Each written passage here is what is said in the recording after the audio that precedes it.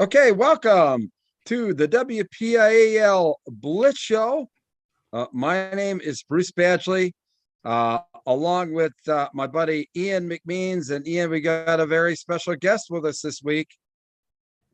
Yes, we do. We have Coach Dan Knause from the Trinity Hillers, who pulled off a massive upset of Thomas Jefferson, the unbeaten Jaguars, and one of the favorites, not only to win the conference, but potentially to contend for the 4A title. So, Coach, congratulations on the big win on homecoming night as well.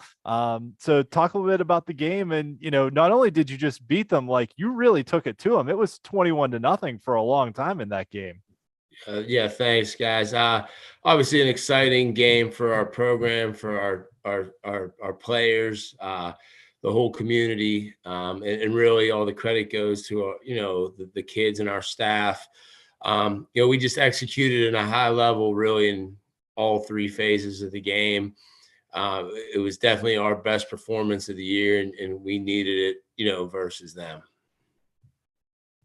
Coming into this season, you had a team that had kind of been right on the cusp of the playoffs for a few years and just missed by a game. Did you feel like this was a team that could kind of take that next step and get into the postseason? Yeah. So when we started in April of 22, that's when we came in. There was 5 total seniors on the team, and it was kind of like the best case, worst case scenario because your first year, super young, and a lot of first time starters. And then this, in high school football, the script, it flips fast. And so now you've went from super inexperienced to we have 21 seniors that are great kids that a lot of them gained a lot of experience in 22. Yeah, Coach. And, one of the things too, related to, your team or what have you, you played a quality opponent this week, but we were just talking a minute ago, you really play a murderer's row schedule. Yeah. So I mean, is that done by design? Well, obviously the WPIAL is the one that sets up the schedule. So how do you look at that? I mean, so many coaches use it as a way to we're going to take on all comers. But, in other ways, too, for a 4A team to play some of the competition, you're doing, I mean, that kind of takes its toll a little bit, doesn't it? It does. Last year we limped into our section schedule. Football's different, in basketball and those things, you can do that, but it's a physical sport. It can take its toll. And I'm a big believer that adversity, either shapes you or breaks you. So the schedule is what it is. You got to control what you can control. So you just got to embrace it and allow these opportunities to make you better individuals and better as a team. Yeah, and obviously you guys got out to that quick lead in the game, and so many times there's this talk about the game kind of slowing down. When you guys got out in front like that and you gained some confidence, the game kind of slowed down for you guys, and things started to kind of click and fall into place. Bruce, it was a focus for us because the previous 2 games versus really good opponents, McKeesport and Latrobe, we kind of had horrific starts, turnovers, and really put ourselves in bad situations. And we talked all week about having to be fast starters because, we are a very good team, and we showed in every game that we can play at a high level with the best of the best, but we just weren't consistent enough. So I would say we started off pretty strong and pretty fast and just were consistent throughout the game. So a couple of weeks ago, Jonah Williamson was our player of the week after that performance where he put up 6 total touchdowns and had, I think, over 400 yards of total offense. But right, as a sophomore, I mean, he throws a really pretty ball. I mean, he throws a tight spiral down the field from what I've seen. Can you talk a little bit about his growth and development just as a young player in a team with, like you said, 21 seniors on it? Yes. I mean, Jonah is an intelligent, gifted athlete. And, he's a true dual threat quarterback. And we started him as a freshman because we felt like it allowed, some other guys like Luke Laycock to really expand our team on the perimeter. And it's been a fun process to watch because, it's not easy to start a freshman in high school. So his growth has been fast because he can handle it from a mental and a physical aspect. And the playbook has grown with him, so it's truly been, a fresh start for him and us as a program. And he's grown really well in the system and really he distributes the ball extremely well to our playmakers. Well, every coach has a game plan, coming into the season. How has, the plan that you had coming into the season, how have the actual results matched up to your plan for this season so far? Bruce, we wanted to be a physical football team on both sides of the ball. We have some nice experience up front, and our expectations were to be able to run the ball and stop the run. And most nights we've done that. So I would say, the expectations were we want to be in position to win every game in the fourth quarter. And I told the guys that we're never going to get ahead of ourselves. We're a one day at a time program, but I truly believe we have the team that should be in position to win any game we play in the fourth quarter.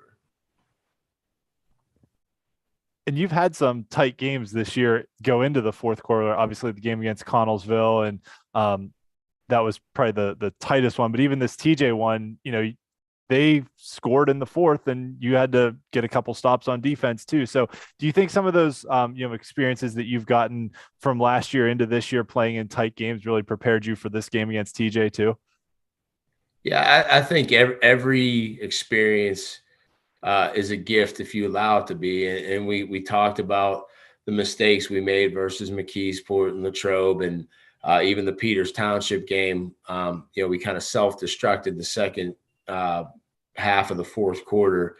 It was just a terrible 5-minute pocket, and you can either dwell on them and let it become a negative or reflect and learn from it. And that's what we try to do every week, is come out of it with a new focus and an improvement mindset. So obviously a big win last week. How long do you kind of enjoy that win? It obviously still has to feel good today, but you're looking ahead at your next opponent. But I mean, how long do you kind of relish, basking in the glow of the success that you've worked so hard for? So it was homecoming for us, and we definitely told the guys, enjoy this for 24 hours. I was lucky enough to chaperone the dance. And I said, at the end of the dance, when I say goodnight to you, we're moving on. And that's what we did. We go against a good Laurel Highlands team who's kind of finding their way, but they have a lot of guys from the team that beat us last year. And that's one thing we keep reminding our players about, is we've not accomplished, our number one goal. Our first goal is to make the playoffs, and we have not clinched anything or done anything.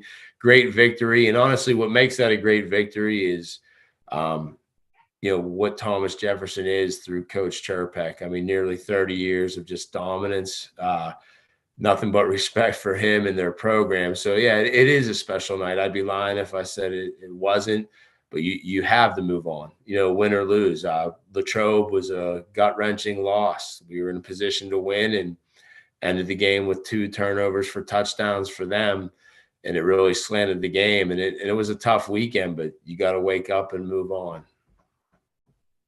I think that's been one of the most impressive things about your team this year, is just the resiliency that you've shown. Like you mentioned, you had that bad stretch against a really good Peters Township team, who's one of the 7 unbeaten teams remaining in the WPIAL. But then you bounced back the next week and battled Connellsville tooth and nail and beat them. And then, the last couple of weeks didn't go your way, but then you bounced back and beat TJ. Just the resiliency your kids have shown has been incredibly impressive. Yeah, what I'm proud of is, we lost a couple starters for the season. Caleb Dolan versus Chartiers Valley. Hunter Martin the week of practice for Peters Township. I mean, 2 really good football players and a few guys in between. We lost our H-back, Brad Yarborough, for the season. And we had some guys that had illnesses like mono. So, you know, people probably look at our films and like, who are their starters? But it's you know, you just embrace it. And I'm so grateful that some of these guys have gotten the opportunity to show. We tell the kids that, you know, the players, it's an opportunity and we need depth. And I think the one thing through 7 games we've created is depth. Wow. And talk a little bit about, too, your coaching staff. Obviously, you must have a group of guys that obviously are pretty focused for the end goal, because it's going to matriculate down from your coaching staff into your players to obviously perform at the level that you expect, right? Right, guys. I mean, you know, as a head coach, I'm sitting here with you and doing this interview, but I mean, those are the guys that make it happen. I'm truly grateful and blessed to work with the guys we work with. I mean, we spend more time together than we do with our families. I mean, we're together 7 days a week, and you know, 3 guys came with me from Chartiers Valley, and you know, Mike Schuster, Tony Mendocino, and Phil Donofrio came over. We you know, reserved a few great guys from Trinity, Mark Georgie, Alex Smith, our defensive coordinator, Liam Ryan, the line coach, and have added, you know, Shane Lichty and Alec Ferrari and, you know, Jeremy Gerber, you know, volunteers for us. And honestly, just, it's a great group of men, but more importantly, they lead the program as mentors, not just, you know, coaching scheme. And that's the most important thing to us as a program, is developing good people. And very grateful to work for them. You know, we have some fun. Sometimes the text strands get a little out of control, but it should be that way because we just spend so much time together. Yeah. Good stuff. Go ahead, Ian. So before we let you go, one other thing we like to do on this show is to try and give shout outs to the guys who don't usually get their name in the paper much or get much acclaim, which is the linemen, because it's easy to find stats for, you know, the quarterbacks, receivers, running backs, all that. But can you give some shout outs to your offensive and defensive linemen, because we like to try and get their names out there too? Yeah, absolutely. Thank you for doing that too, Ian, because honestly, those are the guys that make this sport special. We remind the guys, you know, anytime someone's complaining about touches, these guys will never be in a paper. They're never going to get a stat line, although they all dream of scooping scores. Yeah, we're so blessed with so many of them. So I'm going to start with our seniors. Jace Banco is a rock for us on both sides of the ball. Braden Helmkamp, who's committed to West Point Army. He's at both sides of the guy. Jimmy Lafferty, Aiden Davis. You know, we got, you know, Mason Harps, Hunter Martin, who I mentioned before, you know, Samaj Fuse, and, you know, and I certainly hope I'm not missing anyone, Dom Zank, just a group of great guys, and a lot of them are seniors. But honestly, those are the guys that make coaching football fun, because they're, and our skill guys love them, and they understand we'd be nothing without them. So thank you for that question. That's awesome. Yeah, no, the guys in the trenches and the assistant coaches, probably the unsung heroes of high school football. And whenever we have a coach, you know, such as yourself on, we always try and ask those questions, because those are the guys, quite honestly, that really make the game go. And listen, Coach, thank you very much for some time here during a very busy week. We really appreciate it. And I'll tell you what, at least I know what a Hiller is now from our conversation. Don't quote me on that. I'm not 100% sure I'm correct. That's why I did not bring that up during the broadcast. I didn't bring that up during the broadcast, and I won't requote it. But let's just go with the cadet that protects the top of the hill. I think that sounds the coolest. I think it does. Well, I tell you what, Dan Knause, thank you very much for your time. We wish you all the luck in the world the rest of the season, my friend. And you can just exit out, and then Ian and I will take on the broadcast. But thank you so much. Hey, guys, thank you for everything you do for high school football. Appreciate it. Take care, guys. Thank you. All right, take care now. Bye-bye. Thanks, Coach. See you. All right. Yeah. Tell you what a special guy, what a special team One of the things that when you were going through this, it just made me think about the fact that, as I go through recaps and look at games and everything else, each team has a story each and every week. And it's just sometimes a shame that we can't hit them all. But obviously, Trinity was probably the story in the WPIAL last week, right? Oh, absolutely. They were. And it was kind of the week of upsets, but Trinity was definitely the headline story. And just to kind of paint the picture here too, like, Thomas Jefferson has been to the WPIAL semifinals like 24 out of the last 25 years. Trinity has made the playoffs once in the last decade. So like this was really, and Trinity had been kind of an up and coming program the last couple of years. They just missed the playoffs by like a game each year. Last year, I think it was the Laurel Highlands game or the Latrobe game, one of the two. Like if they would have won that, they would have got in. The year before, same kind of thing. They've like battled, them and Laurel Highlands have kind of gone back and forth the last couple of years of like whoever won that game was going to get in. So they've been on the cusp, but haven't broken through. And, obviously this win over TJ is huge, but I think this was the first time in the 3 years we've done our show that I wrote down a quote that a coach said because it resonated with me so much that he said, everything is a learning experience if you allow it to be. And I was just like, wow, like that was incredible. And we've interviewed some great coaches and there's nothing against anyone else, but that one quote, I was just like, wow, like that was amazing. It was the say what game in Pennsylvania, last week. And it was a great get, Coach Knause, and obviously the staff and everything about it. But, and that's why I asked him the question about how long did you enjoy the win? Because that's what I find to be sometimes the cruel aspect about football is that, you work all week for this game, you have this monumental win, and then that's it. I mean, 24 hours, I guess, after the season, and you have a lifetime of memories after the season. But golly, for all of they work for such a huge win. And then it's like when the dance is over, well, that's all you can enjoy it. Now it's on to the next game. I find that cruel about the game. I find that cruel about even the championships, because sometimes, the PIAA championships, you work so hard, you get to the end of the season, and then the PIAA rushes you off the field or the court to get the next game in. I mean, you've worked the whole year to get to that point. But I guess obviously you don't have to celebrate it on the field, but that's kind of the tradition. But anyway, I digress. Yeah, no, I know exactly what you mean, that it's like you work so hard and so long, and then it's over in a heartbeat. It's over in a flash. Like you just don't, it's almost like you blink and you miss it. Yeah, no, absolutely. But anyway, all right, you got control, my friend. I'm all right doing some chatting here, so we'll if there's anybody in the chat that has any questions for us, we're happy to answer them during the show. Hit us up on Twitter or in the YouTube chat. So here we go, off and rolling with our week 7 edition. Like, speaking of blink and you'll miss it, this season is just flying by right now.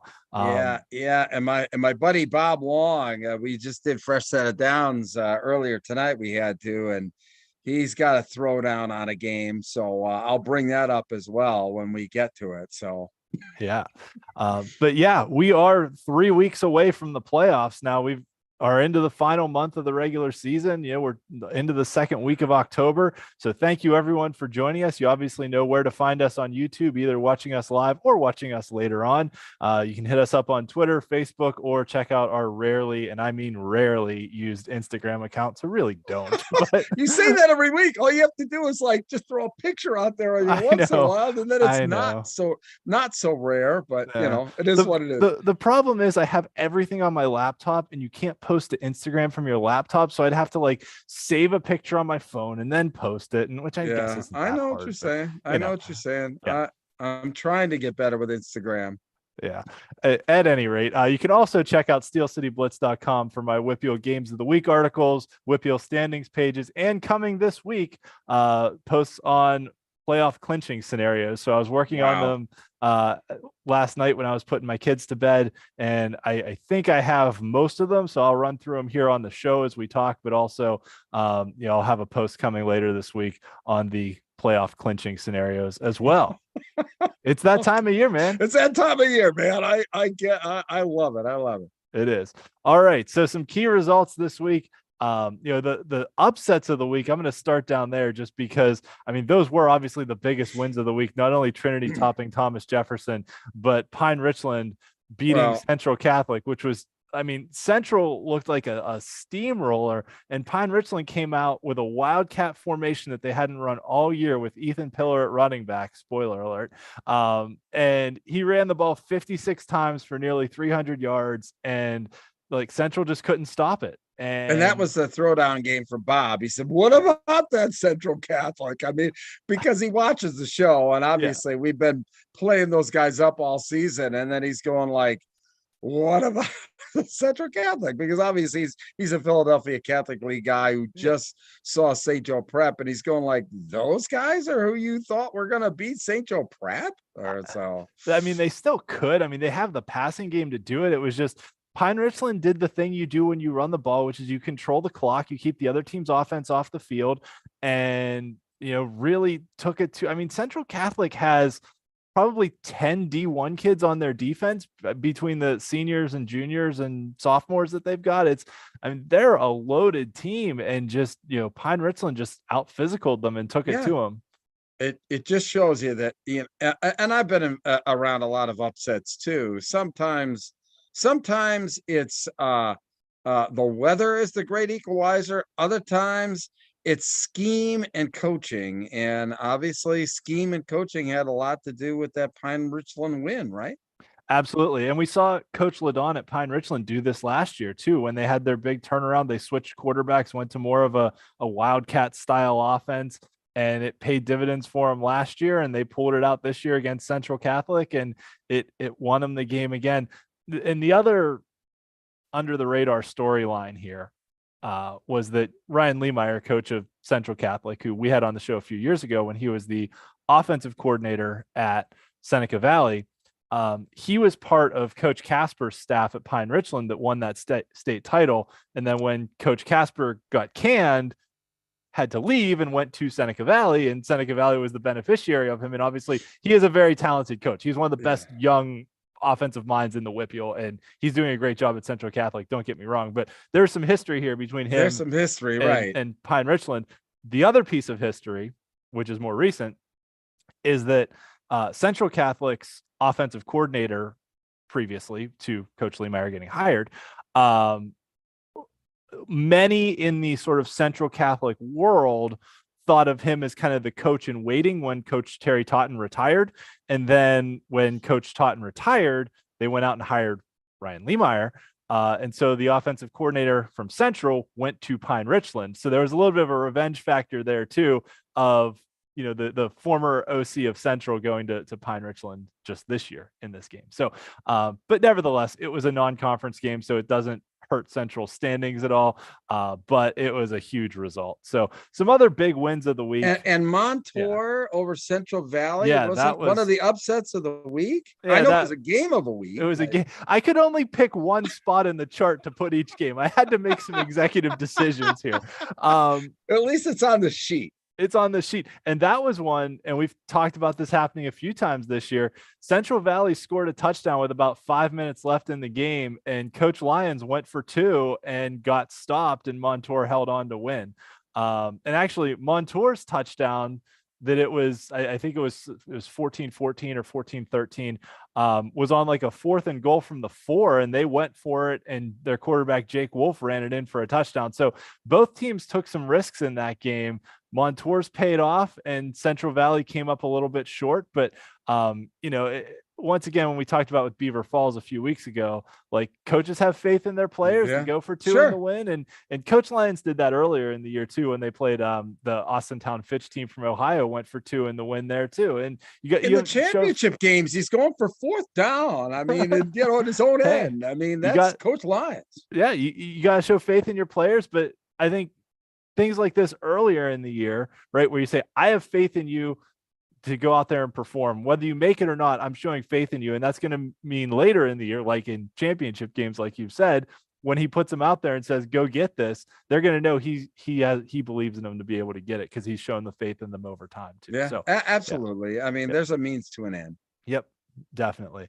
Some other big games this week. Peters Township, Moon battled them pretty close, and Peters just pulled away in the fourth quarter to win that one 40-7.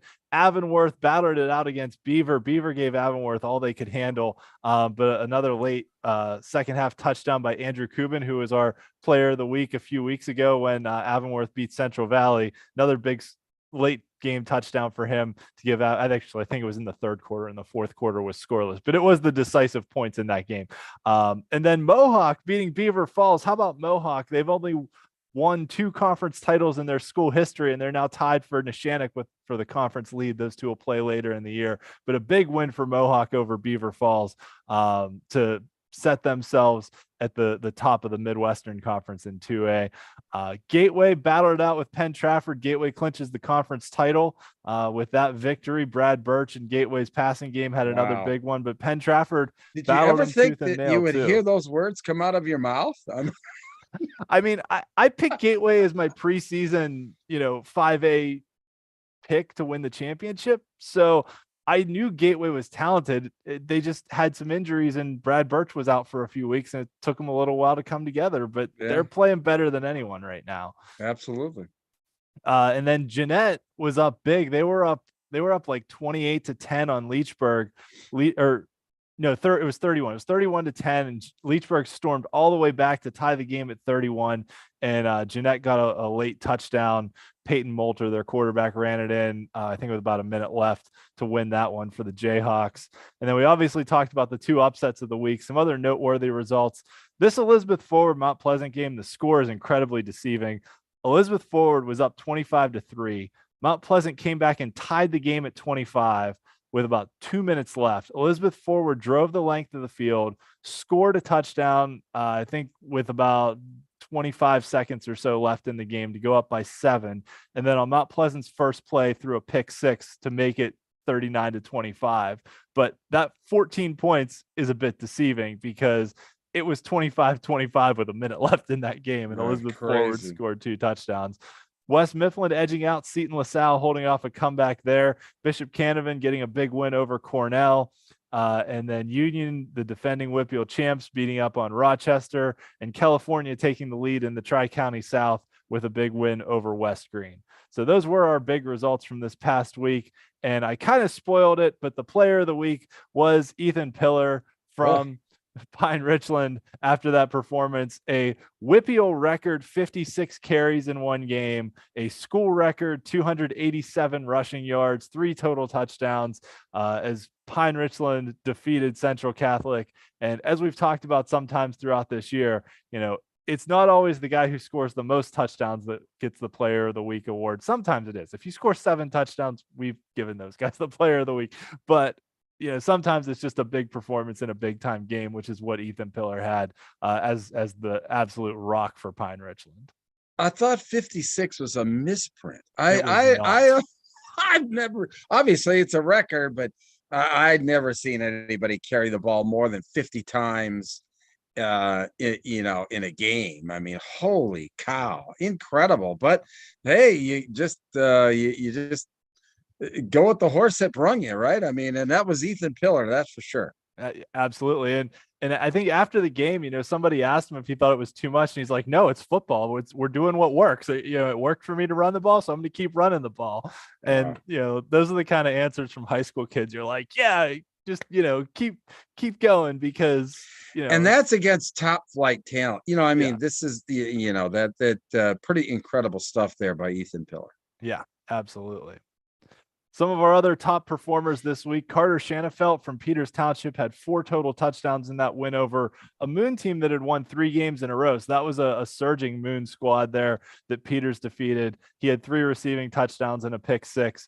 Aiden Hudock from Franklin Regional had 4 total touchdowns. 3 on the receiving end and a kickoff return.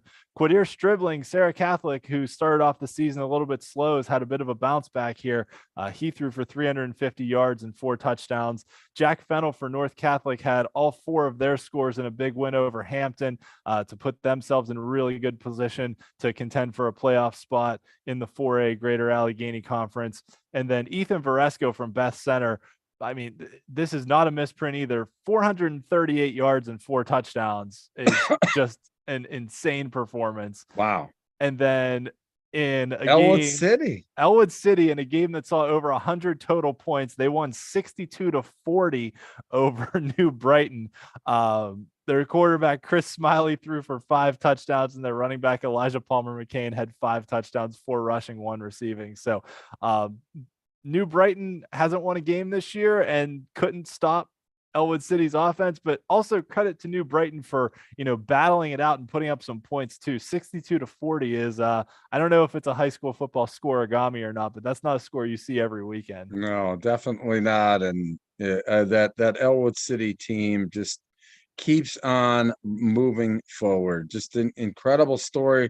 The crescendo of that program over the last 2 years has just been incredible. Yes. It's definitely been a really fun one to watch and to keep an eye on. And we'll talk more about them later in the show too. Yes, we will. All right. So, we will. So there are now 7 undefeated teams after 3 of them went down this week. Central Catholic losing to Pine Richland, Thomas Jefferson losing to Trinity, and Cornell losing to Bishop Canevin. So only 7 remain. Peters Township, Aliquippa, Avonworth, Elizabeth Forward, Washington, Fort Cherry, and Southside Beaver are the remaining unbeaten teams. And all these teams are very good teams, but there's some other ones kind of looming out there and lurking that could give them some challenges as well. Yeah, absolutely. Our streak watch did see some streaks come to an end, namely Thomas Jefferson's 6-game winning streak and Cornell's 6-game winning streak in those games that we talked about. For all the rest of them, they continued on. Aliquippa won their 25th straight game against WPIAL competition, their 21st consecutive conference game. So the Quips are just absolutely rolling right now against WPIAL opponents.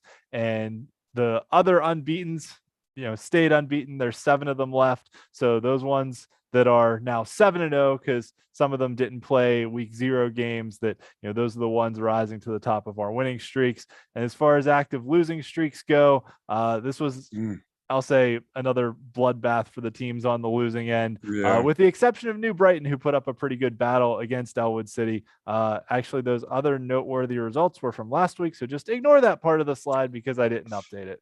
For those results not appearing on the slide. Yes. All right. And go MVB. We keep saying each and every week that you need to go to Go MVB and just look at their Twitter line and see what they're doing, not only on Twitter, but also, I'm telling you what, they are an Instagram machine. They have really done a lot on Instagram. They do TikTok. Everybody gets their own web page. Go MVB is a public relations firm specializing in athletes. They basically run all of your social media program and put out special film for you. It is one, guys, if you're not using a professional to come across professionally to college coaches, you're just not putting forth the best effort. And that's what Go MVB can do for you. All I can say, go to gomvb.com/SSM special. Take a look at what they're doing for their athletes on Twitter. Take a look at what they're doing on their athletes on Instagram. It's basically an interview to get in front of college coaches. 85% of Go MVB athletes get college offers. I mean, I don't know what else to say other than that. Put the odds in your favor. Check out Go MVB.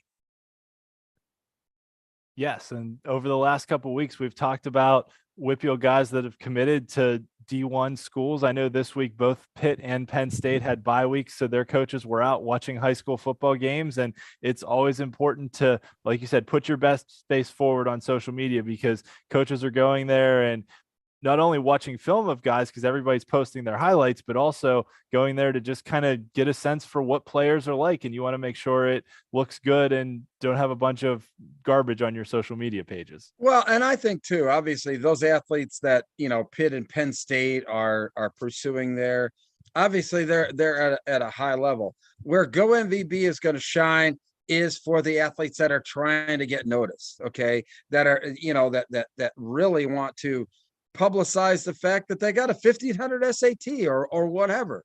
They'll do everything related to your public relations, whether it be your academics, your athletics, and how you are, as a person, and in all sports, not just football. I mean, I saw a bunch of them out there today for lacrosse all over the country. They're nationwide. They are not regional in scope.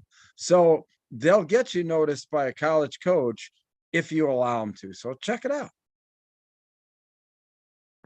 All right. So moving on to talking about playoff qualification, because that's where we're headed now over the next 3 weeks of the regular season in the WPIAL. As our Western Pennsylvania viewers know, some other viewers from across the state are still learning about the WPIAL, but WPIAL playoff qualification is determined by your finish in your conference.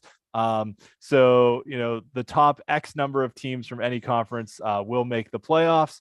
And this is just an overall rundown. I was talking with someone on Twitter today who was asking questions about how the WPIAL puts together the conferences and all that. So did you tell them to watch the show? Yeah. I mean, Yeah. And that's the same thing too. Obviously, I do Fresh Set of Downs. I do it with Bob Long. And, I'm sitting there like going through power rankings of like District 1 and District 3. And he's going like, what is this? I mean, explaining power rankings, but I guess that's the best part about what this is that each particular area has their own way of doing things, and people just need to embrace that. I know that I have. I mean, I might give a jab in the ribs about it, just like I get a jab in the ribs about power rankings, where everybody's watching how everybody else they play do because it helps their ranking or whatever like that. So I digress. I'm sorry, but it's a lot of fun when just watch the show and you'll find out real fast. Yes.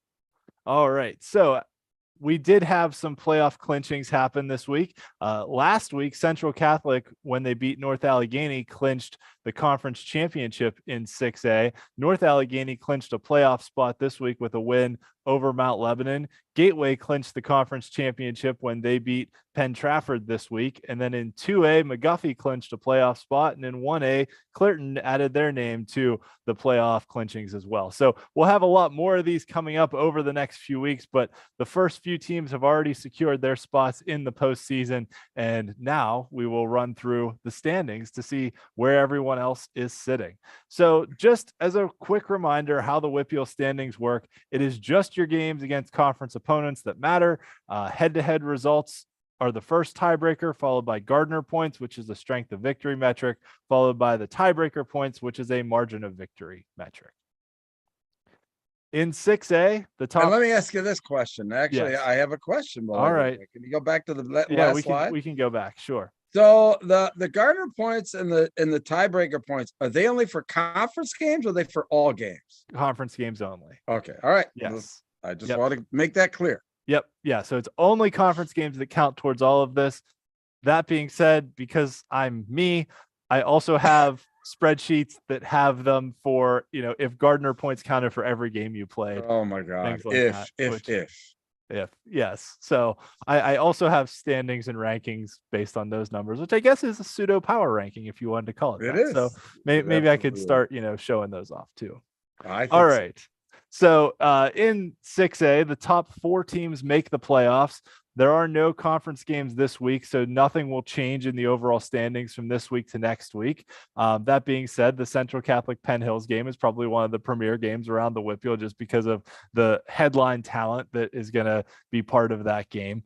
So Central's clinched the conference title. North Allegheny's clinched a playoff spot.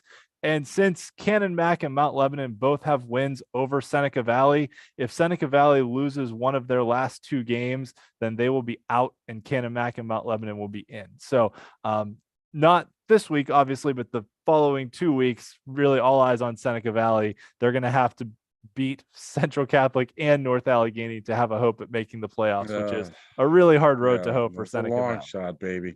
Yep. But basically, playoffs started for them like this week or Yeah, last week. Well, and it's non-conference games. So next week really is the showdown. In 5A, Peters Township now has a solid control over the Allegheny 6 conference. Their only remaining conference game is against Bethel Park. So they haven't quite clinched a playoff spot yet, just because only 2 teams from each conference in 5A are guaranteed a playoff spot. The third place teams go into a wild card formula, and you never know what happens with the wild cards. So 2 out of the 3 third place teams will make it on wild cards. But Peters has not quite clinched yet, just because of those potential wild card scenarios. But they're very close. Their only remaining conference games against Bethel Park. So the only way they would miss would be in a weird 3-way tie scenario, which would also require a bunch of weird stuff happening in the other conferences too. It's just amazing to me that Bethel Park and Moon are kind of in the driver's seat for that second spot rather than Upper St. Clair. But it is what it is. Yep. Well, and Bethel Park beat Upper St. Clair 22-10 this past week, which really put them in good position. And they play Moon this week, which is a game that has a lot on the line for potential playoff spots. Actually, Peters plays a non-conference game this week, but Peters could clinch a playoff spot if Moon loses to Bethel Park. And then Bethel Park would clinch a playoff spot with a win over Moon and a South Fayette loss to Baldwin, which probably isn't very likely, but nevertheless, still, with some things potentially in play. Yes. You never count anything out. In the Big East Conference, Gateway got that victory over Penn Trafford, which clinched the conference title for the Gators. That is because they have wins over both Penn Trafford and Franklin Regional, who are the only teams they could potentially tie with. And Penn Trafford and Franklin Regional still have to play each other, so one of those teams will finish with 2 losses. So Gateway is clinched. And if Penn Trafford and Franklin Regional both win this week, they will secure finishes in the top 3. So they won't clinch a playoff spot, but they'll either, depending on who wins and loses their head-to-head game in week 9, one of them would finish second, the other one would finish third if they both win this week. In the Northeast Conference, this is the one that still has the most wide openness of any, just because of the games remaining that still have to be played. Penn Hills has that big win over Pine Richland, which is carrying them so far. Yeah, Woodland that Hills looks huge now. Yes, it does. Woodland Hills plays Pine Richland next week and then plays Penn Hills in the final week of the season. So there's some big games looming on the schedule this week. There's some good games in the WPIAL this week, but there's not like any of those big headline games. I feel like this week is kind of the calm before the storm, where like the next 2 weeks is really going to get down to brass tacks of the last 2 weeks of the season and qualifying for the playoffs and all that. So this week there's a couple scenarios in play and a lot of classifications, but this is kind of the like calm before the storm of the next few weeks. And that isn't much different, quite honestly. I don't think even around the state. I mean, there's a couple of good games here and there, but it is kind of the calm for the storm, and the rubber hits the road really, I think, week 9 and week 10, but this week, not so much. Sorry, one last thing. No clinching scenarios in this conference this week, just because of the remaining games still to be played, with Pine Richland, Woodland Hills, Penn Hills, and North Hills would have to beat Pine Richland to get themselves into the conversation. All right, on to 4A in the Big 7 Conference.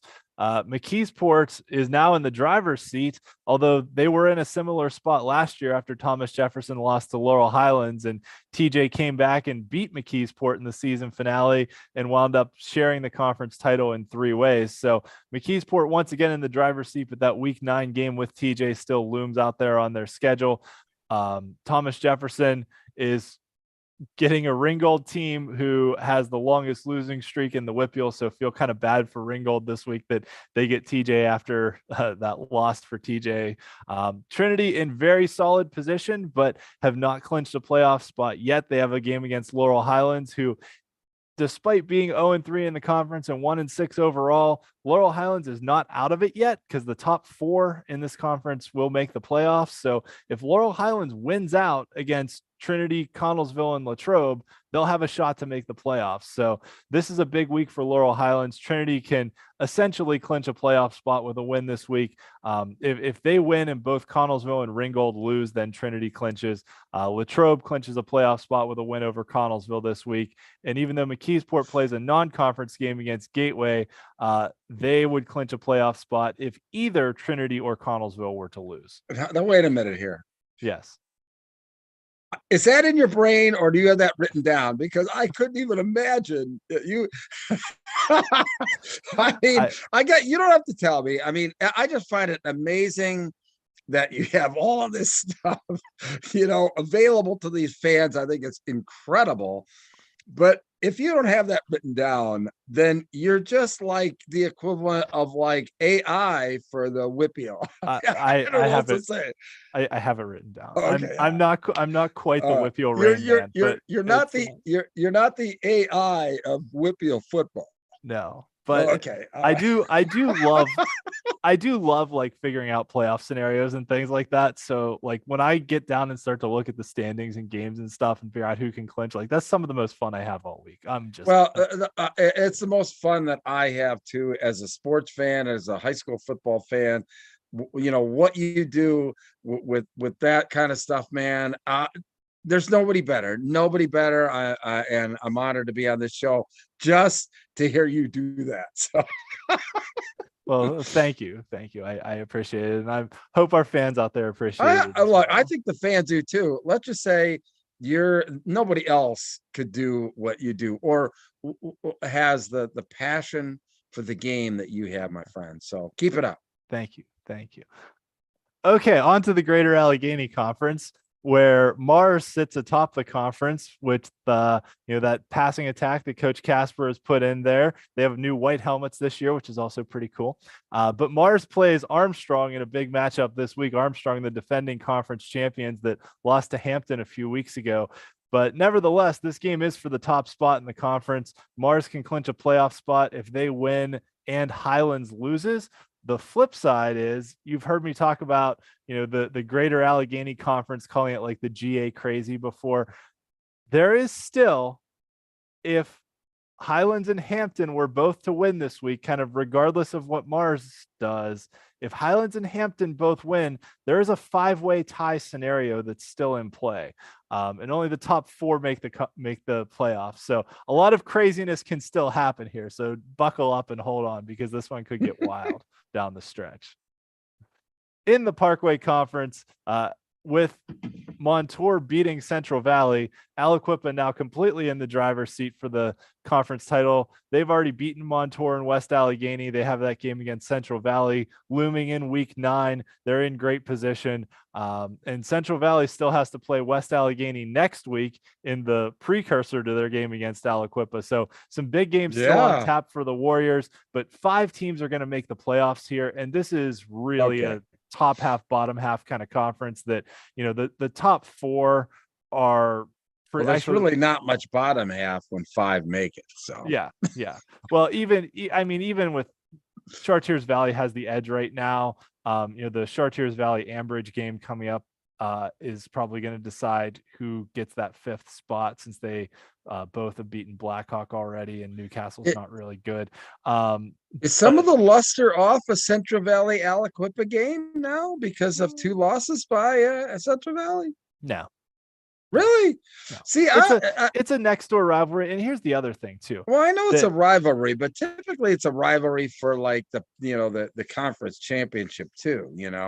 Which isn't going to happen. If Central Valley beats West Allegheny next week, then they'll be 5-1 against a 6-0 Aliquippa team that, if they beat Aliquippa, they'll both have 1 loss in the conference, and they'll share the conference title. Okay. And it would be actually a 3-way split with Montour then, because it will be. No, you're right. I'm looking at overall rather than conference record, so I stand corrected. Aha. See. That's why we have that slide at the beginning that That's starts with exactly conference record. right. But it's okay. Yeah, I No, know. I understand the question too, though, because last year they both came in riding two of the longest winning streaks in the state. But I think when you get those rivalry games, especially, you know, potentially with the conference title on the line, it always means something. Yeah, it does. It Yes. does mean it means more than, because quite honestly, the conference championship is almost yeah, I don't want to say irrelevant, but the win or go home game is the game that really matters between these two teams. It's not a conference championship. It is win and move on. That's the game that really matters. Yes, but my counterpoint to that is in 4A, you have 13 teams that make the playoffs, which means from a bracketing standpoint, 3 teams get buys. Now, the last couple years, the Greater Allegheny Conference champion has gotten the 4th seed, which meant they didn't get a bye. Last year, Aliquippa was the 1 seed. Central Valley was the 2 seed and did get a bye. So winning the conference title does give you a leg up to get that first round bye. Potentially does carry some weight here. But really, you know, Aliquippa, but not between the two teams. You know what I'm saying? Yeah, Aliquippa, Montour, West A, Central Valley, clearly the class of this conference.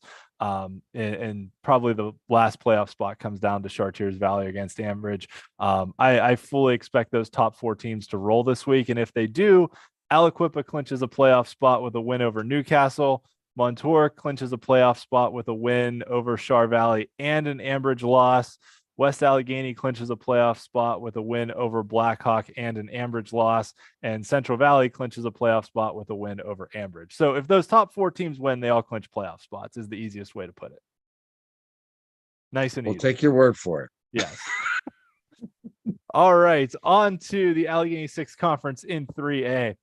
The big news here was this past week, Shadyside Academy forfeit to Knock, which gave Knock really the inside track on making the playoffs for the first time in a while, I think in 8 or 9 years.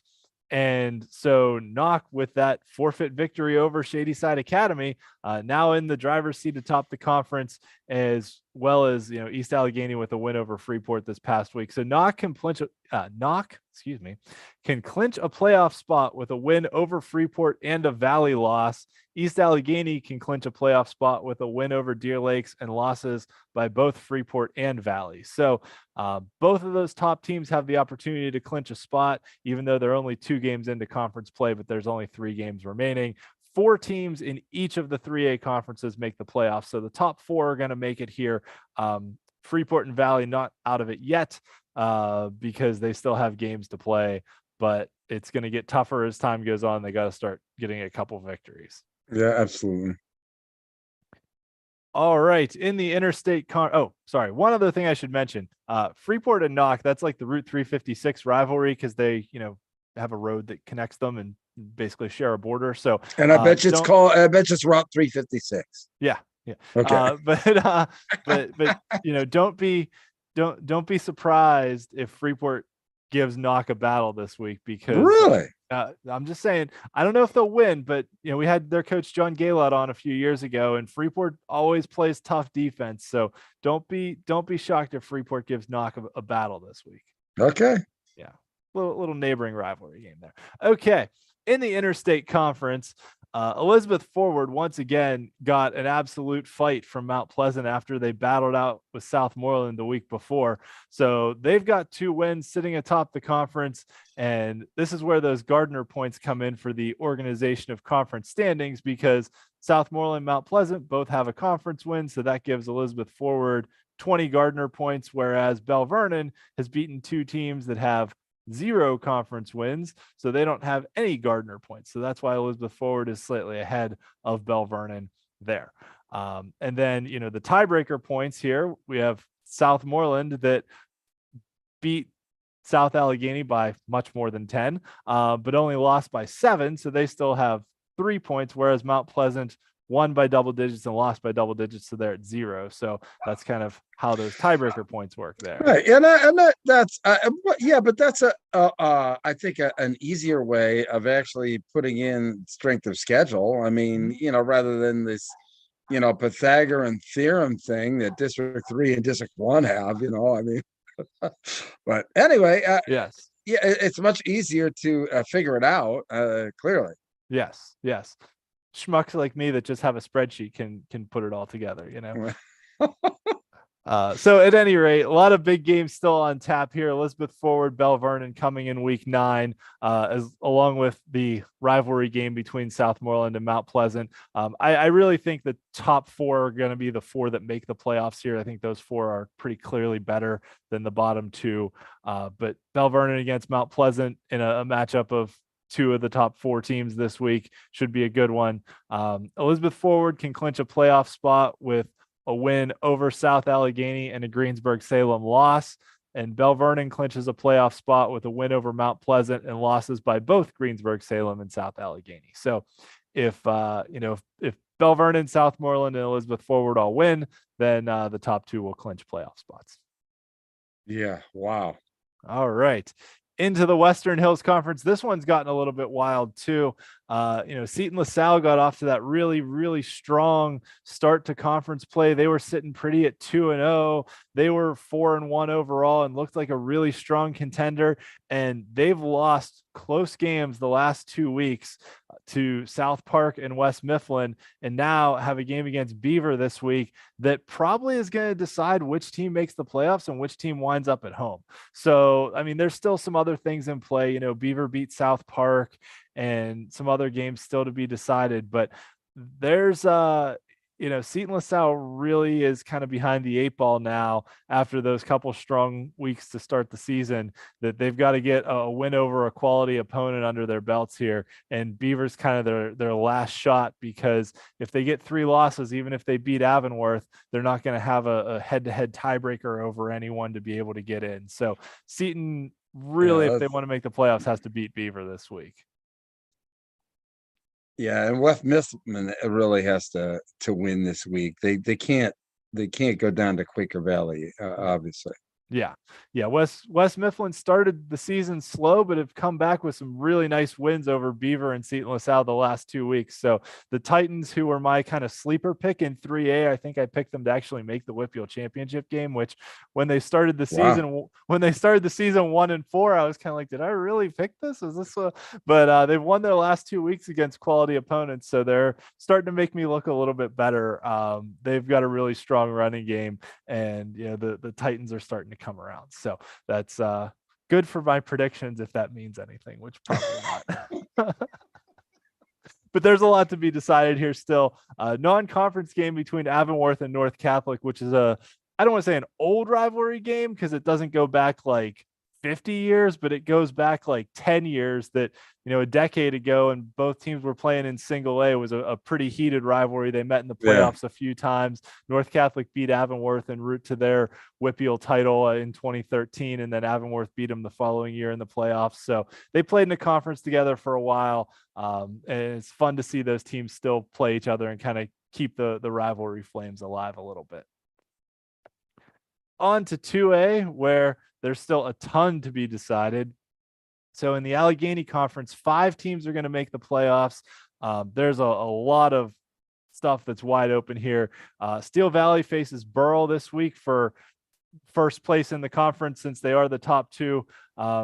Although really, Burrell's loss came against Amani Christian. So I'm fully expecting by the end of the year that Amani and maybe Sarah Catholic will be up there right at the top. Sarah, after that 0-4 start to the season, has bounced back in a really strong way, winning the last 2 weeks over Derry and York. So Sarah's kind of righted the ship here. And if they can win their next 2 weeks to set up that big showdown with Steel Valley in week 9, then they still have everything in front of them as well for a potential shot to split a conference title or something like that.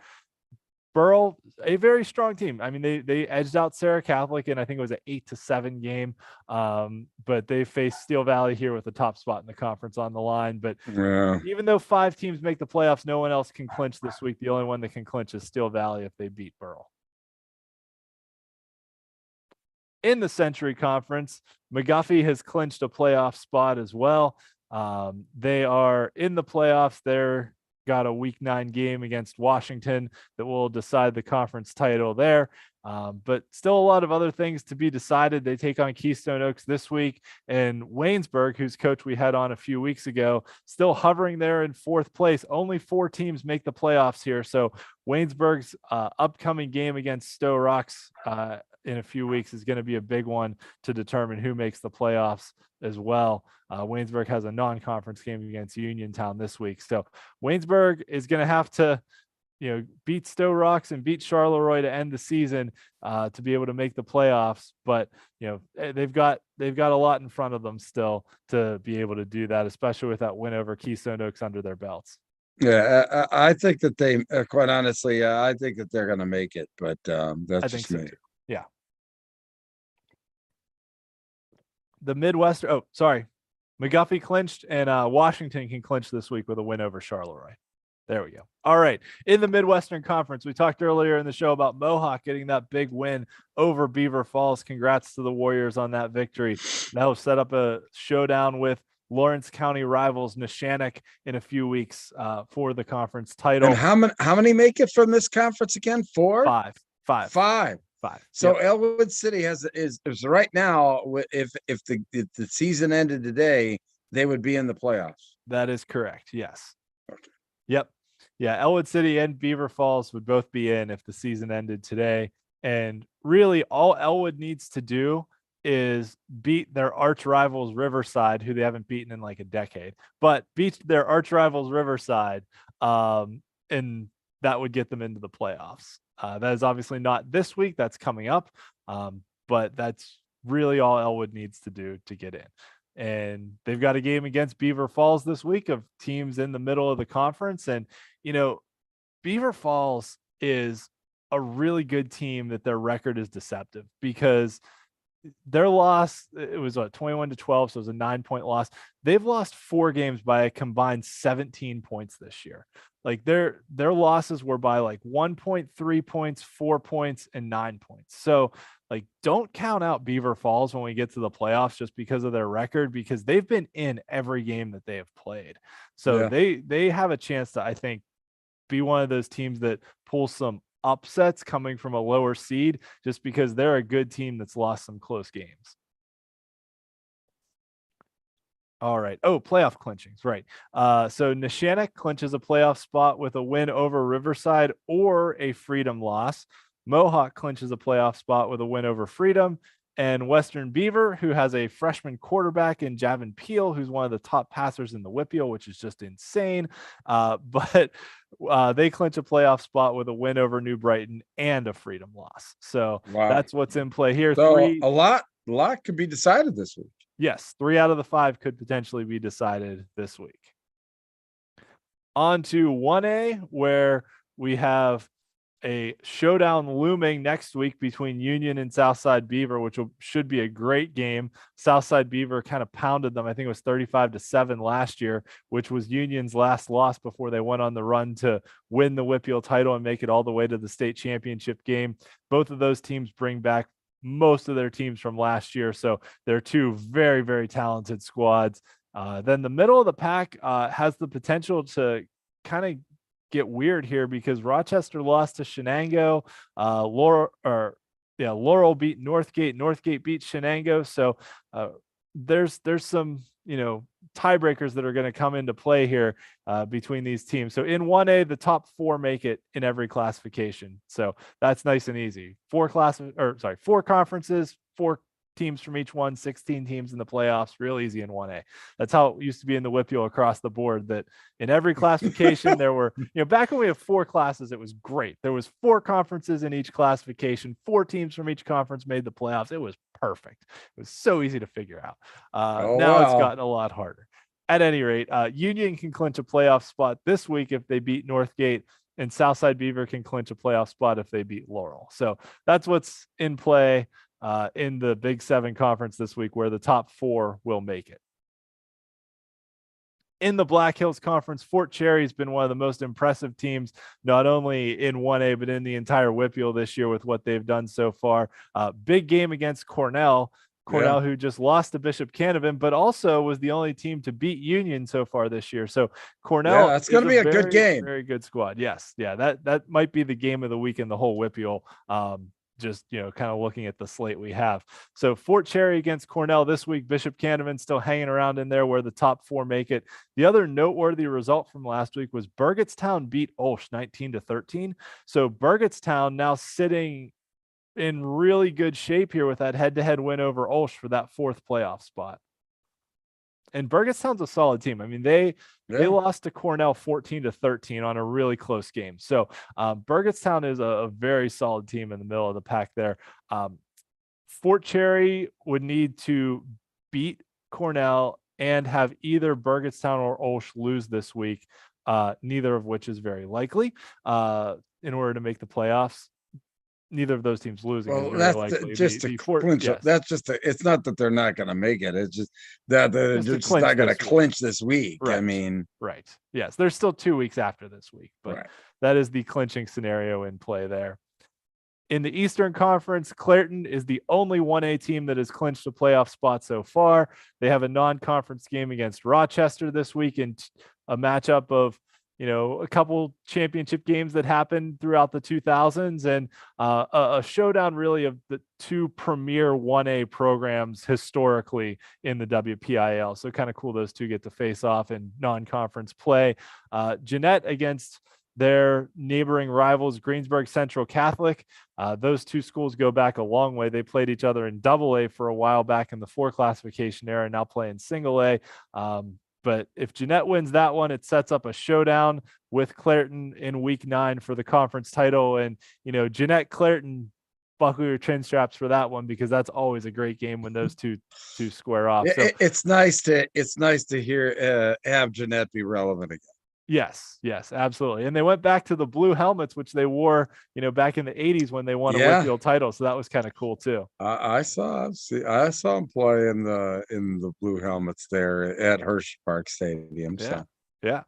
All right. So we've got Clairton in the playoffs already. Jeanette can clinch a playoff spot with a win over Greensburg Central Catholic this week. So that's all well and good, but this Leechburg Riverview game, pretty much, I mean, I'm not going to say it's going to decide a playoff spot, but the winner is going to have the inside track to making the playoffs. So a big game between those 2 schools here in the middle of the pack, because remember, only the top 4 make it. So Leechburg sitting it with 2 losses, Riverview sitting with 2 losses.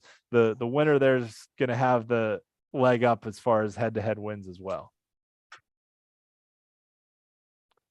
Finally, in the Tri-County South, California got that big win over West Green to put themselves in first place. And there is a pretty clear divide here between the top 4 and the bottom 4. Yeah. I mean, one of those bottom 4 could go on a big winning streak. I mean, Monessen still has games against Beth Center and Jefferson Morgan. They could. You never know. One of those teams could go on a big winning streak, but it doesn't seem very likely at this point based on the results that have happened. That said, kind of feel bad for Mapletown. Last year they went undefeated and won their first playoff game in school history. And, but these small schools, you have a couple kids graduate and now Mapletown's down at the bottom of the pack. I think they've had some injuries this year too, because they started pretty strong and then the wheels kind of fell off. But California in the driver's seat at the top, they can clinch a playoff spot with a win over Carmichael's this week. Jefferson Morgan can clinch a playoff spot with a win over Monessen and losses by both Bentworth and Carmichael's. And then you'll love this one. The winner of Beth Center West Green. All right. The winner of Beth Center West Green clinches a playoff spot if Bentworth, Monessen, and Carmichael's all lose. So there we go. Can that happen? I guess it can happen. It could happen, yes. I've talked a lot about some of these teams. We've talked a lot about them all year, but I looked at the 10 longest playoff droughts in the WPIAL right now, and 4 of them have the opportunity to end this year. Which wow. is cool. Yeah, we've talked a lot We about talked about Elwood Elwood City, sure. Yeah, and we talked about Knock and Waynesburg too, but shout out to Jefferson Morgan, who's kind of flown under our radar a little bit. They're 3-1, sitting in second place right now in the Tri-County South. So we'll go back to that slide for a second. They have a win over Beth Center. They beat Bentworth. They beat Mapletown. Their only loss was to California. So Jefferson Morgan. Look at the love the Blitz show's given Jefferson Morgan.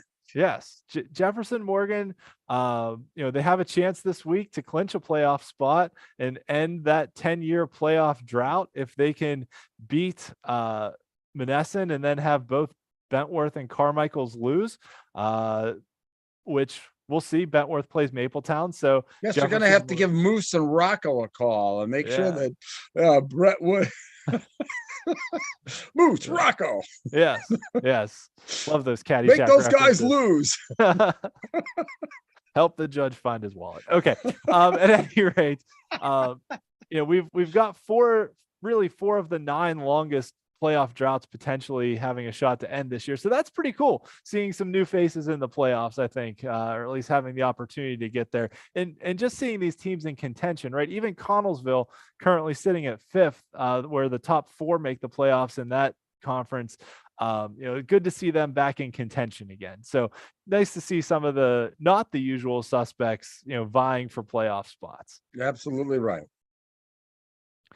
Our week 7 games of the week, there's no head-to-head games between 6A teams, so I couldn't pick one there. That Bethel Park Moon game's a big one in 5A. We talked about that one. Armstrong against Mars for the top spot in the Greater Allegheny Conference. Bell Vernon against Mount Pleasant in a battle in the Interstate Conference in 3A, as well as that Beaver Seton LaSalle game that has massive playoff implications. Burrell taking on Steel Valley in a game for the top spot in the 2A Allegheny Conference. McGuffey against Keystone Oaks in a battle in the Century Conference in the middle of the pack there. That Cornell Fort Cherry game, which we said is probably the game of the week overall in the WPIAL, just because of the potential showdown of Cornell having beaten Union, who's the defending champs, Fort Cherry being one of the 7 remaining undefeated teams overall. Greensburg Central Catholic against Jeanette in a neighboring rivalry game, as well as potentially setting up Jeanette to challenge for the conference title. And then in non-conference play, Penn Hills taking on Central Catholic in a game that's just loaded with Division I talent. So if there's any, and just overall talent. So if there's coaches out there watching the show, that Penn Hills Central Catholic game, the McKeesport Gateway game, you can find good players all over the field in both of those games. So those are definitely ones to watch. McKeesport Gateway, old Quad A rivals as well. So that's a good one. And then me being a North Catholic alumni, I think very highly of Avonworth, what they've done this year, but I had to throw in that rivalry game as one of my non-conference games. Absolutely. We talk about we're fans first. I mean, we're talking about these games, but we're fans first and foremost. And I think that hopefully that comes across. Yes, absolutely. So our friends of the show, shout out to the KDKA guys. I was chatting with Dan Zangrelli a bit this past week before their game against their game between Gateway and Penn Trafford. And I actually kind of texted him and was like, hey, Dan was on our show last year and was great. Like, hey, if Gateway wins this game, they'll clinch the conference title. And, that a little clip made it onto the air on KDKA radio during the game. So I thought that was pretty cool. Our friends at WMBS out of Uniontown have that Trinity Laurel Highlands game, a big game between those two teams that have played some really tight, close, fun, exciting games over the last 5 years. So that one should be a good one. Trinity, potentially able to clinch a playoff spot for the first time in a while. I think 2017 was the last time Trinity made the playoffs. And then Southmoreland taking on Greensburg Salem, that our friends out of Greensburg will be broadcasting. Debut time. Different format this week for the power rankings. We talked last week and for the few weeks prior about doing a big school and small school top 5s. So now we have our top 5s on the big school, small school rankings. So mostly the same, but I'll let Bruce talk about his first. Well, the first thing is I can't believe how many different colors you put in this slide. First on, that's like, whoa, jumping off the screen. But here's what I'll say. If you've paid attention over time, that I use the same colors for classifications just to kind of, designate things. So I always use purple for 6A, green for 5A, blue for 4A, orange for 3A, yellow for 2A, and red for 1A. That everything is kind of color coded throughout the show. So the big school top 5 uses the 3 colors for the 6A, 5A, 4A, and then the small school uses the colors for the 3A, 2A, 1A. So there's a million stories in the WPIAL Blitz show, and there's just another one of them. That's terrific. Now, Ian, it's incredible, how you put this all together like that. But back to, the big school top 5. I mean, you look at, obviously, I've been a big fan of Peters Township all year long. I guess the only difference really is the fact, you've got Gateway in there with 3 losses, and I've got McKeesport with 1. In there. Obviously, look, it has everything to do with who's playing the best football. I mean, you talk about your scenario all the time. I think McKeesport is playing, their best football, of the year. That's why I have them. So I'll let you talk about your big school top 5. Yeah, and that's not to knock on McKeesport at all, but I think it was actually at this point last year that I ranked Pine Richland after they had beaten North Allegheny and Central Catholic. And you were like, Pine Richland has 3 losses. How do you put them in your top 5? And I was like, look, they're playing better than anybody else right now. They've made an offensive switch. They just beat 2 6A teams, and I really believe in what they're doing. And I kind of feel like Gateway is this year's version of Pine Richland, that they got Brad Birch back from injury, and they've just been lighting everybody up, and they're playing really well. And those 3 losses, obviously in non-conference play, but they're and without so Brad Birch too. Birch is hurt and whatever like that. But the thing between everything here, man, we've had these rankings for this is the second year we've had the rankings, but we've never been off as much as we're off on this small school top 5. I mean, your number 1 is my number 5. Well, that's just, I'm not saying what's good or what's bad. I'm just saying that usually we kind of are fairly close on that. We're not even close when your number 1 is my 5. And, but we have the rest of the teams kind of in there. They're just in the deck is completely, the funny thing is that we don't, you see mine and I don't see yours, but yet in this small school top 5, we have the same teams. We do. It's just I almost ranked Southside in different Beaver. order. Yeah, I had a really hard time between Fort Cherry, Washington, and Southside Beaver. I was going back and forth between the 3 of them. To me, I mean, Bell Vernon's the defending 3A champs. They've beaten McKeesport, who's a 4A team, Laurel Highlands, who's a 4A team, Penn Trafford, who's a 5A team. Their 1 loss was to Thomas Jefferson. They're crushing the 3A opponents. I just put the teams that are undefeated ahead of them. You did. I mean, that's all I did. I mean, it's the same 5 teams. Yeah. It's just that I have the team with 1 loss at the bottom rather than the top. But yes, no, I don't, that's why we do this, is so that we can, this is what sports fans do. And that is we argue about meaningless stuff, because eventually there's going to be a champion regardless of how these guys are ranked, right? Yes. Yeah, absolutely. And Southside Beaver to me is right on the cusp of being in this conversation too, because they're a really good team. But I really felt like the 3 3A teams were better than the rest of the pack, and then it was kind of deciding between, like you said, the unbeatens of Fort Cherry, Washington, Southside Beaver, and Union was probably right there with Southside as well to be on the cusp too, even though they have that 1 loss to Cornell. So, but to me, what kind of separated was like Union lost to Cornell lost to Canevin lost to Fort Cherry. So that kind of raised Fort Cherry up the ladder a little bit for me. And kind of was between them and Southside and Washington for the last 2 spots. Yeah. If anything, it was, maybe Bell Vernon at 4 and Elizabeth Forward at 5, but it was going to be the same 3 for me, top 3. So yeah, and that's fair. And fans of the show, send us your top 5s, because we would love to banter and debate with you too. Absolutely right. I mean, Thanks a lot, Warren, too, for hanging in there. Warren Leemeyer again. So I gotta give Warren a shout out. And yeah, thanks to everyone who tunes in. We love to hear your comments. Love the, that's a great throwdown. Like, hey, send in your top fives. We'd love to hear from you, man. Who's everybody's top five? It's harder to put together than you think it is. So it's not easy. Yeah. All right. Thanks to our friends at PA Football History. We are celebrating the 50-year anniversary of the 1973 WPIAL champions this week. It is week 7, so 1973. There we go. I queued this up purposefully like that. But nevertheless, this was a big year overall in the WPIAL, and I'll talk about that in a minute.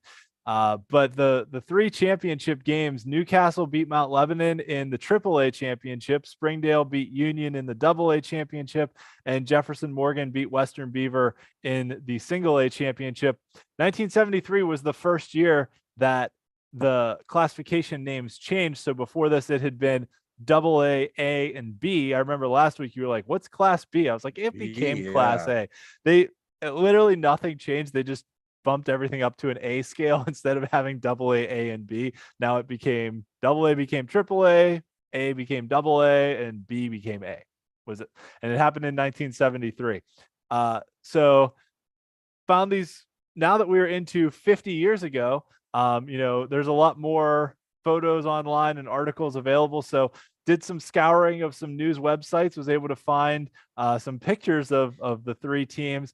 And the picture for the Newcastle one was of their kicker kicking the game-winning field goal at Pitt Stadium to beat Mount Lebanon in the AAA championship. Fun fact, that his name was Larry Graziani. That was his only field goal all season, was the one that won the WPIAL championship for them. Surprise. I mean, was it wearing even a kicking shoe? I don't even know. Let's see. You can't tell. It's cut off. Yeah, probably not. You can see the kicking tee there, though, and he's like, got it lean back. Yep.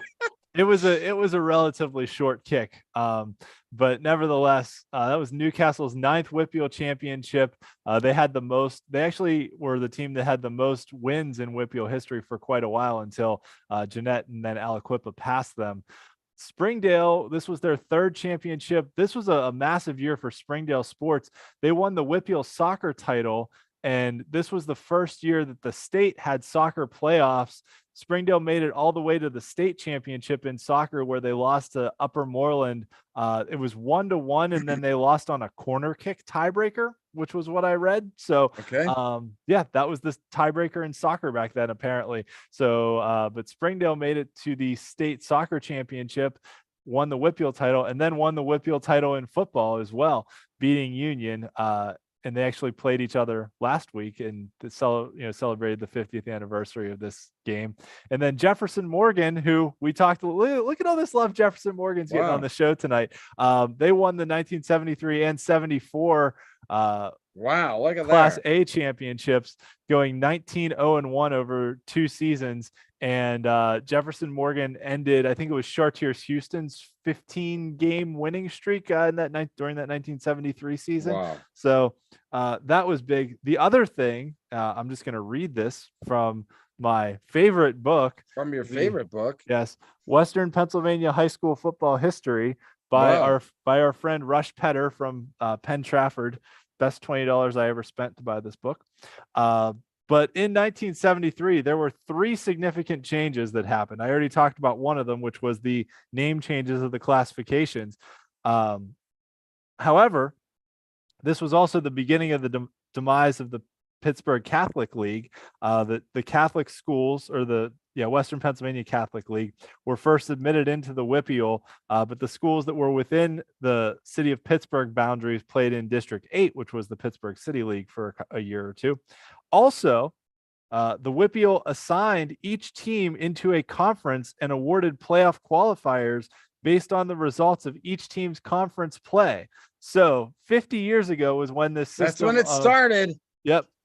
the WPIAL starting to align conferences. That was the start of that virus that just wreaked havoc now over in the entire section of the Pittsburgh area. So for 50 years now. And so prior to that, the schools ran and operated the conferences without WPIAL regulation, which sounds kind of like what happens out east. District 3. Like District 3, right? The schools kind of run their conferences. I think most of the time the districts aren't setting the schedules of the games. It's the conferences and the individual teams that put their schedules together. So yes. So prior to 1973, that's how it was in the WPIAL as well. But then in the WPIAL, in 1973 was when they started organizing the teams into official conferences and determining playoff qualifiers based on conference finish and all that good stuff. So in I guess AAA and AA this year was the first time that there were ever quarterfinals in the WPIAL playoffs. Prior to that, there had only been like semifinals. So this was basically 1973 was the beginning of the modern WPIAL. Yes, that is correct. So it's a 50-year anniversary of that. And I also mentioned the beginning. Somebody ought to write a book, 50 years of modern WPIAL. Don't tempt me.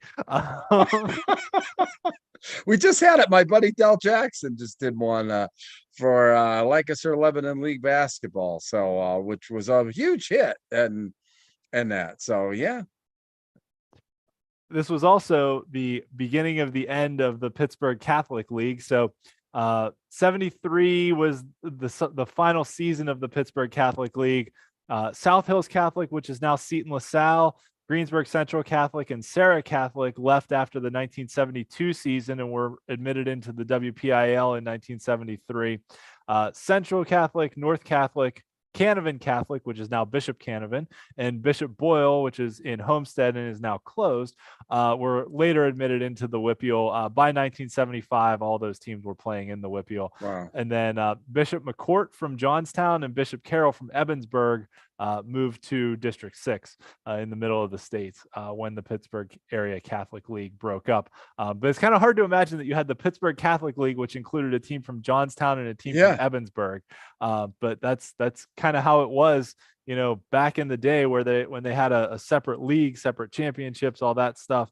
But yeah, and there was a whole bunch of other teams that over time played in the Pittsburgh Catholic League as well.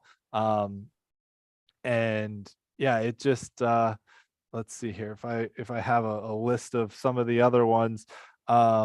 Of the St. Rosalia's in Pittsburgh, Sacred Heart, St. Thomas in Braddock, St. John the Baptist in Pittsburgh, St. Veronica's in Ambridge, St. Justin's in Pittsburgh, St. Luke's in Carnegie, St. George's in Pittsburgh, St. Mary on the Mount in Pittsburgh on Mount Washington. So if you go down for a Steeler game and look up at the top of Mount Washington, there's that church up there. That's St. Mary on the Mount. So yeah, there was a lot of other teams from around the area, but you had, Greensburg Central Catholic, Bishop Carroll out of Ebensburg, Bishop McCourt out of Johnstown that all played in the Pittsburgh Catholic League over time. Wow. So that's a long haul from Johnstown. That definitely is. Yeah. Yep. So, yep. But that was also the beginning, in 1973 was the first year that we had teams that had been in the Pittsburgh Catholic League with South Hills Catholic, Greensburg Central Catholic, and Sarah Catholic now playing in the WPIAL as well. So like you said, 50 years ago, marking kind of the beginning of the modern era of WPIAL football. All right. Well, if you have enjoyed our hour and a half long show tonight and wow, it just kind of happened, we don't really have a time limit. Yeah. Wow. It didn't feel like that long, but if you stuck around with us and have enjoyed listening to me talk about high school football, you can also tune in on Thursday night to the Steel City Blitz podcast and hear me talk about Steelers football along with 3 other guys. So you can tune into that on the Steel City Blitz channel, hear me talk more about the Steelers and professional football. And then Bruce also mentioned his Fresh Set of Downs show, which you recorded that tonight, right? Yeah, we had to record it tonight, and we're flexible with this stuff. But my buddy Bob Long, Dave Micah was on assignment, but Our special guest is Mike Milano from Downingtown West. He's a PSFCA Hall of Fame coach, and Downingtown West off to a big 7-0 start. The show was a little bit funny tonight, had a few glitches here and there, and even with Mike's interview, it was a little bit crazy, but we got that in. And the fresh set of downs, take notice, WPIAL fans, game of the week is really a big one. 6A Harrisburg plays at State College this week. That's huge. I mean, State College is coming out west, guys. They're a really good team. Their matchup against, probably one of the top 3 teams in 6A in the eastern half of the state, Harrisburg. So Harrisburg at State College, that's the fresh set of downs. The WPIAL take notice game of the week. And that game also big because last year State College beat North Allegheny in the quarterfinals and then faced Harrisburg in the state semifinals. So potentially for the North Alleghenies and Central Catholics of the world that are vying for the WPIAL 6A title may have to face those teams. Whichever team comes out of the WPIAL may have to face one or both of those teams if they even want to get to Cumberland Valley. I almost said Hershey. If they want to get to the state championship in Cumberland Valley to have that showdown with St. Joe's Prep, they're going to potentially have to go through both of those teams. So definitely a game for the 6A squads to keep an eye on. Yeah, absolutely. All right. Well, thanks everyone for tuning in. If you stuck with us either for the hour and a half live, or if you, tuned in later and watched or listened or whatever you do, thank you. We appreciate everybody that tunes into the show. Check us out, follow us on Twitter, interact with us, tag us in your highlight videos, whatever you want to do. We certainly appreciate it. And thanks to everyone and all your support throughout the year. Thanks to Coach Knause from Trinity for being our special guest this week. Massive win for him and for their program, and really cool to see them potentially making a run at getting into the playoffs here as well. So a lot of good stuff happening in the WPIAL, and we will be back next week with more rundowns of playoff clinchings, all that stuff. Check out steelcityblitz.com. I'll have, like I said, the article that details all those clinchings I talked about tonight, as well as a games of the week article coming later in the week, as well as the WPIAL standings page, which you all see on the show, but also you can check it out anytime on the website. Yeah, thanks, Ian. Great work as always. Thanks to all the fans who follow it. And like I said, for me, definitely check out Fresh Set of Downs. I mean, this time of year, I think it's important, especially in the 5 and 6A, where, the state semifinals are going to go through Mansion Park. I mean, come on. So, time to start paying attention to what's coming out of the East there, a little bit. And it's great to get to know, and become more proficient in all of the football all across the state, because the football that's played in Pennsylvania, just outstanding from top to bottom. So thanks for joining us. My name is Bruce Badgley. That's Ian McMeans. Hey, we'll see you next Monday night at 9:15.